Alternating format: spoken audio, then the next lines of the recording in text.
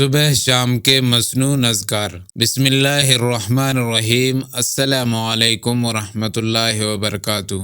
تمام مخلوقات کی شر سے محفوظ رہنے کی دعا۔ سیدنا ابو ہریرہ رضی اللہ عنہ کہتے ہیں کہ ایک شخص نبی کریم صلی اللہ علیہ وسلم کے پاس آیا اور عرض گزار ہوا کہ یا رسول اللہ صلی اللہ علیہ وسلم، مجھے رات کو بچھو کے کاٹنے کی وجہ سے بہت زیادہ تکلیف ہوئی ہے۔ تو آپ صلی اللہ علیہ وسلم نے فرمایا، اگر تم شام کے وقت یہ دعا پڑھ لیتے تو تمہیں وہ نقصان نہ پہنچاتا۔ وہ دعا یہ ہے: اعوذ بکلمات اللہ التامات من شر ما خلق۔ میں اللہ کی کلمات تامہ کی پناہ لیتا ہوں اس کی ہر مخلوق کے شر سے۔ جو شخص صبح شام 3 مرتبہ یہ دعا مانگے گا، اللہ تعالیٰ اس کو ہر مخلوق کے، خصوصاً سانپ، بچھو وغیرہ زہریلے اور موذی جانوروں کے شر سے بچائیں گے۔ خصوصاً رات میں بعض روایتوں میں صرف شام کے وقت 3 مرتبہ پڑھنے کا ذکر آیا ہے۔